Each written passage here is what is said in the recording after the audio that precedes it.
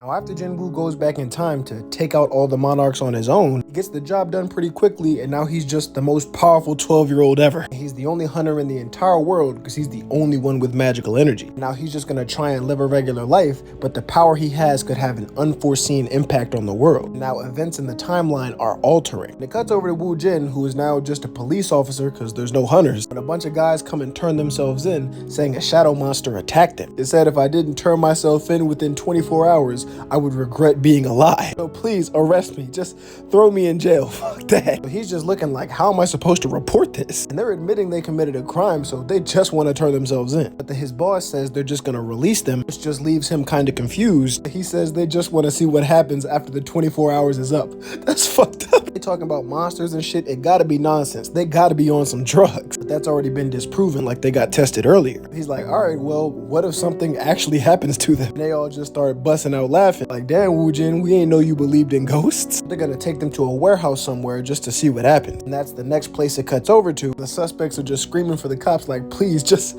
take me back to jail. I'm gonna die. He says, chill out. We're investigating right now. Now there's 10 minutes left until the 24 hours is up. And he is starting to feel that the air around him is different. And when the 10 minutes are finally up, nothing happens. And he's just sitting there shaking. Now he's still just sweating his ass off, terrified, like, why is nothing happening? But he's like, all right, keep it a buck. You all took some drugs, right? But he's like, nah, bro, we all saw the shadows. And actually there were 4 of us. But then Woo Jin notices something and yells for it to come out. Then the shadows hit both of the other cops and knock them out once they hit this wall. And all he can do is just sit here and cry as 3 of the ants pop out on them. So damn, the monsters are real. And bro just screams for his life. But that's really all he can do because the ants just tear him to pieces. Should we give him a moment of silence? This is tragic. Woo Jin's just watching in horror and backing away. Then the ants are looking at him, giving him the thumbs up and the okay. He's like, what the fuck is going on? Is this ant smiling at me? And forget that, why can I tell from their expressions that they're happy to see us? And then they just disappeared, leaving him by himself. And it cuts back over to his boss, who's cussing him out because they're claiming not to know what happens. Now again, these two really did get knocked out, but he just capped and says he got knocked out too, so he couldn't see anything. Back at his desk, he knows something's up and trying to do his own research as to exactly what just happened. And his mans points out that a lot of criminals have been giving themselves up lately, but they dropped around late February and early March. But this only stuck with him because that's around the same time school starts. He figures it's just a useless piece of information, but Woo Jin says I'll remember it just in case. As it cuts over to a bunch of kids walking into school and the young Jin Woo right behind them. Now it cuts over to the principal talking to a teacher about the new student. The report is that Jin Woo is problematic because in middle school he just left his house for 2 years. So he's probably some kind of delinquent. But he's like, nah, don't worry, I'll take care of it. So they have an assembly of all the students. He's really treating this shit like a drill sergeant, getting everybody in line. Then when he notices Jin Woo, he makes a point to go over to him and try and start something. Apparently his glove violates the dress code. So he's like, hey, who do you think you are? But he turns around and looks at him and bro's just shook. Because Jin Woo's just engulfed in his shadowy aura. So bro just walks away and tries to act like he didn't say shit. He's wondering if he was tripping. Jin Woo realizes that he can see his shadows and nobody could see them before he went back in time, so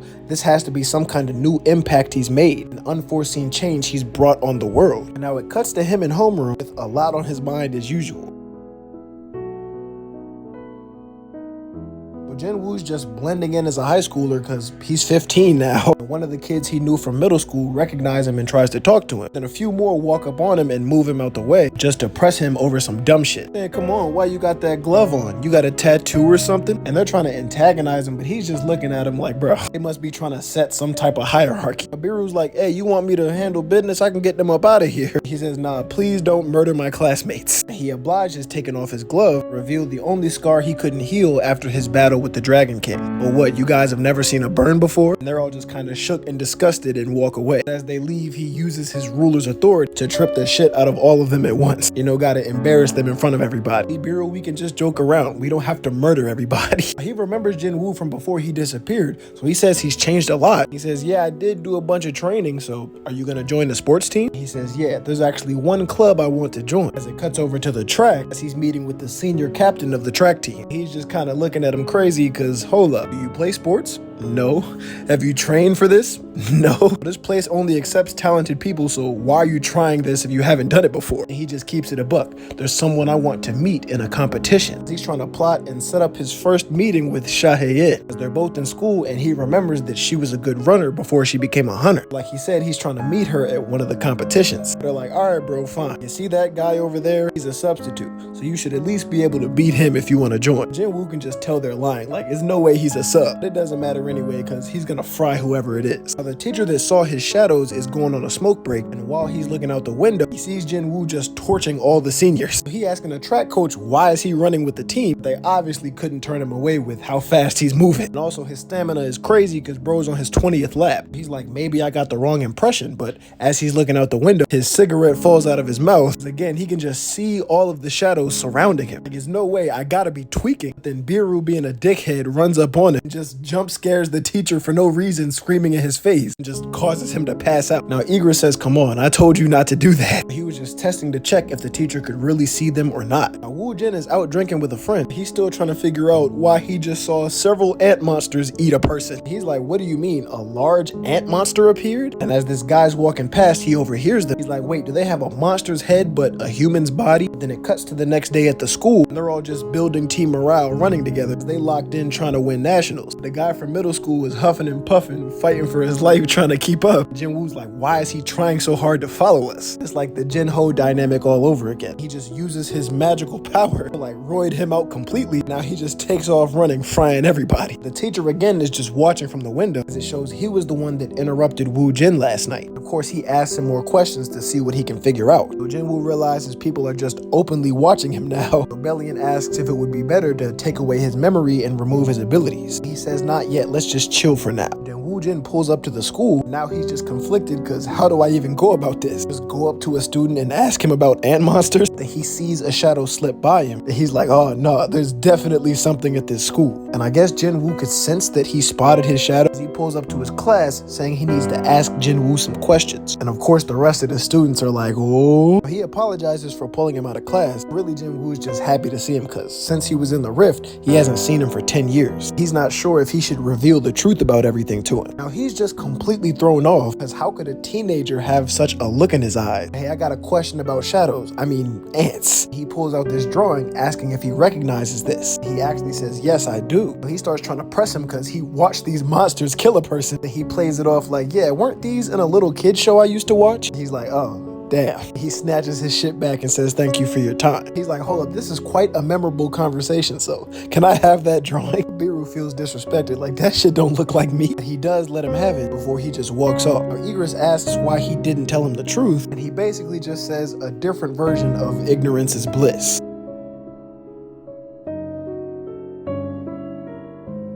Now all the girls on Jinwoo asking why the cops are looking for him. You know, the chicks love a bad boy. Like, oh my gosh, what kind of sports do you play? Wow, look at how broad his shoulders are. Meat munching at 8 a.m. is crazy. Then somebody moves them out the way. Of course, it's the other teenagers just coming to pick a fight. Like, come on, when are you gonna report this to your cop friend? But then somebody chokes him up real quick, and it's the captain of the track team, like, why are you messing with my star runner? He asks why y'all are here, but we're just trying to stop our ace from beating 4 idiots to death. And also he's letting them know that there's a get-together for newcomers. Now as for you bullies, let's go outside and run some laps, get some exercise in. Well, it cuts to them all heading over to the party when somebody calls for Jinwoo, and it's our detective Woo Jin trying to ask some more questions. So the rest of them just go on without him. He says, I can't stay for long, so what's up? He says, Hunter Sung Jinwoo, it really is you. And bro starts to cry. You see, back at their first conversation, he took the sketch of Biru and they touched thumbs, making just a wee bit of contact before he walked off. The memory started flowing back to him. Chairman, do you trust me? He turns around like, huh? His own words echo, yes, I do. And it all starts flooding back into his mind at once. He just fell to his knees in the hallway. They were memories connected to the past, present, and future.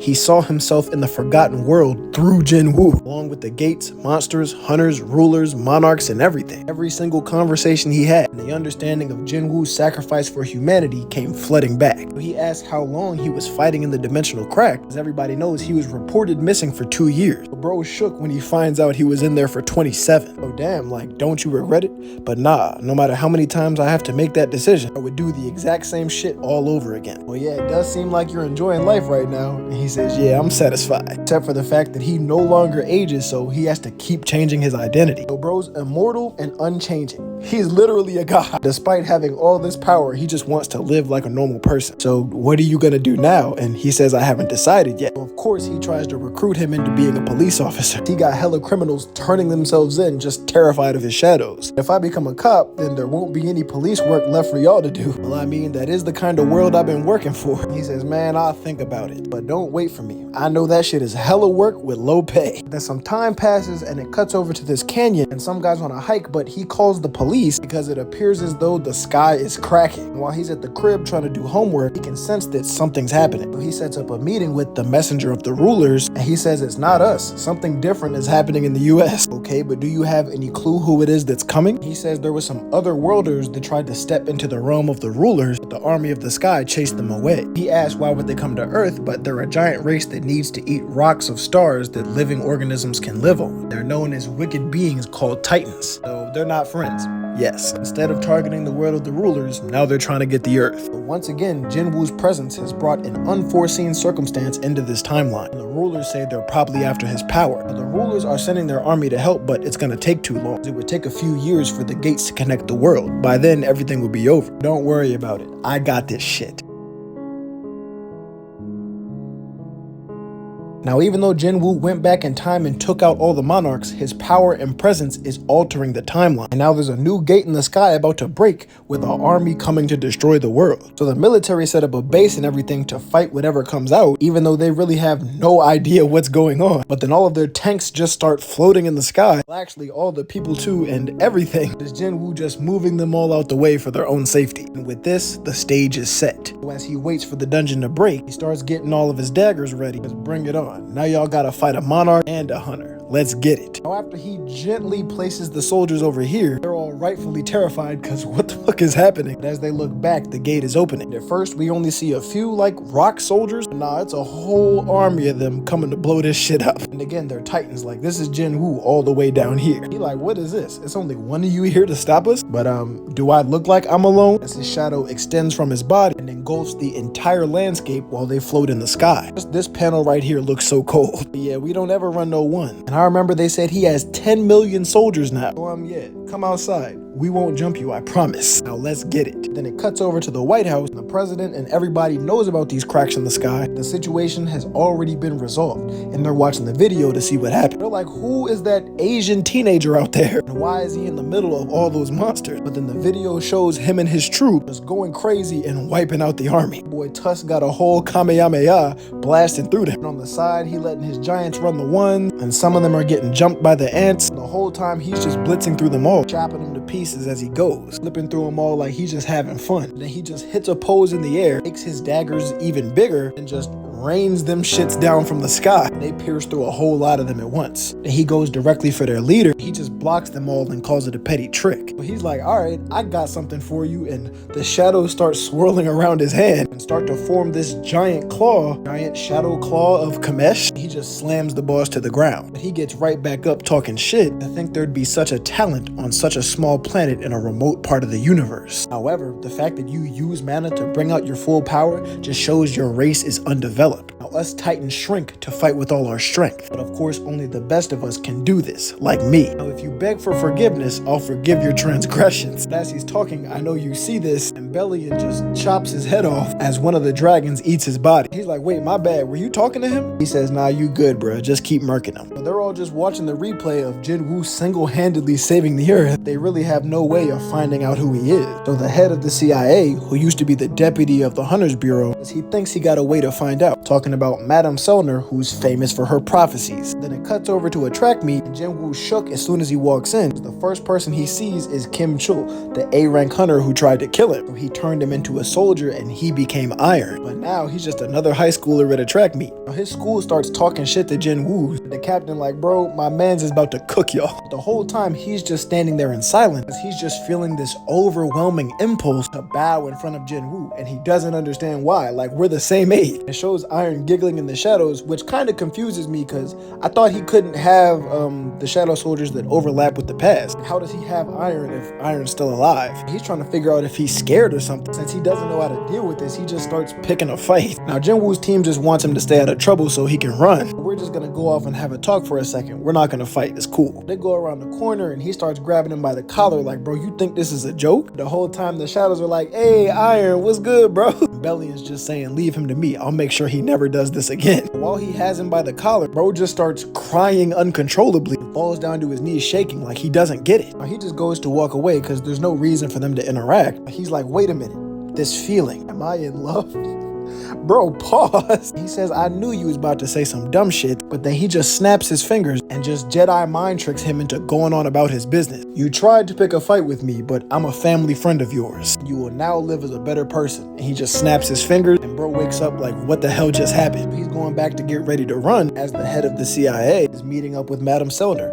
And they go inside and chat for a bit. She's reminding him that she can no longer see into the future after a certain person visited her. And he's like, oh, you're talking about that god of death again, huh? And she just smiles back at him, saying, all right, I'll answer your questions. Yes to the first one and no to the second one. Bro, how do you know what I'm about to ask? But even though she can no longer see into the future, the answers he wants were already known from the past. So she's simply remembering what she already knew. And as she gives him his tea, he says, yes, I know the person you're looking for, but no, I will not tell you anything about them. He's like, bro, do you know what he just did? He could become a threat to the entire country, as it shows that she has a son now. She says, bro, didn't you see the video? He stood in front of that big ass army and saved the whole world. Now, would you believe me if I said this wasn't the first time he did that? He's shaking, thinking that maybe he is the god of death. He just thanks her for the chat and goes to leave. And asks one more time, can you guarantee that he's not dangerous? And she says, for sure. All right, well, I'll just forget about everything. She gives him some cookies as he leaves. But after he's gone, it shows that Thomas was there the whole time. And he doesn't like that old guy and that he can handle him for her. She's like, bro, aren't you one mess up away from getting disqualified as a fighter? She just gives him a pack of cookies as he asks a question. There are a lot of people who die in crazy accidents every year, shit, every day. But I was able to survive thanks to your prophecy, so why did you save me then? It's because he did a lot of good deeds in his previous life. He's like, me, the UFC's devil? The person everybody calls a demon? He asked what that guy did for the head of the CIA to visit her, and she says he saved the world. So he's like, alright, I can't tell if you're joking, but what is the so-called hero of the world doing now? And as it cuts to Shahayin, she says, I wonder. He's probably somewhere out there enjoying his youth.